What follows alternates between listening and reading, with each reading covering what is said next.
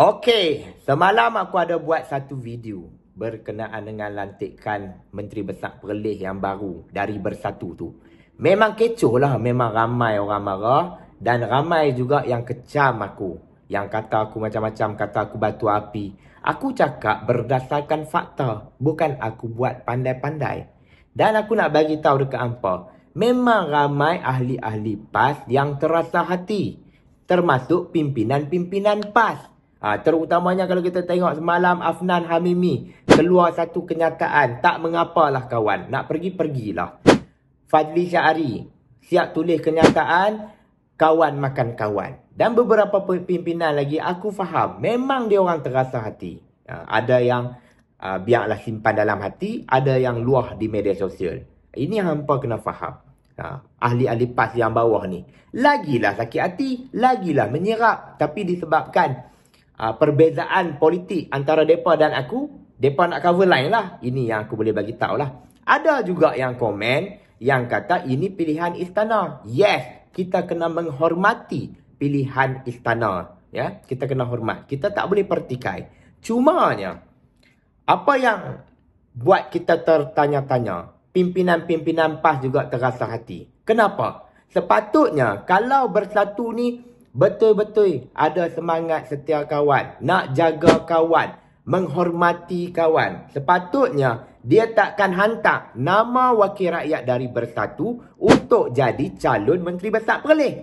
Maknanya bagi keutamaan kepada PAS. Tak apalah, kau pergilah dulu, bagi nama, tengok lepas ke tak lepas.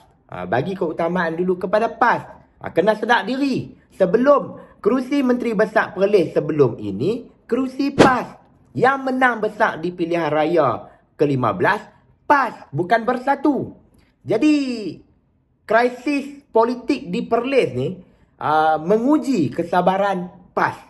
Menguji kesabaran PAS sendiri. Jadi, aku nampak ada beberapa faktor yang Perikatan Nasional ni akan hancur. Akan hancur.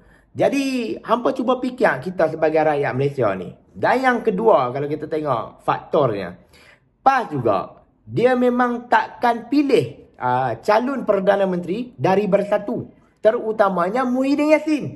Memang banyak pimpinan-pimpinan PAS dan juga ahli PAS memang takkan pilih Muhyiddin Yassin jadi Perdana Menteri. Ini faktor yang kedua. Dan yang ketiga, kita kena faham, Bersatu lah ni memang ada krisis dalaman. Bergaduh sana sini, kem Muhyiddin Yassin dan kem Hamzah Zainuddin.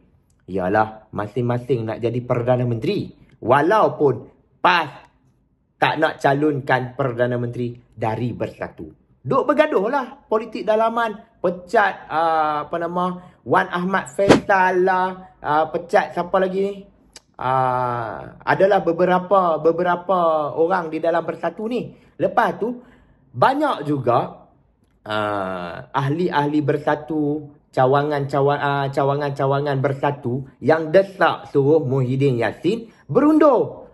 Baru-baru ni dari Sabah, dari Terengganu, dari Perak, rasanya 14 cawangan tak silap aku, desak Muhyiddin suruh berundur. Dalam Bersatu sendiri memang tak suka Muhyiddin Yassin, tambah pula orang luar. Jadi kestabilan politik dalaman pun tak ada, tambah pula kalau di luar. Jadi cuba hampa fikir. Dan aku percaya, sikit hari lagi, beberapa kali Jumaat lagi, mesti Perikatan Nasional akan hancur. Dan PAS tak peduli pun. Bagi PAS, Bersatu ni tak ada nilai pun dalam Perikatan Nasional.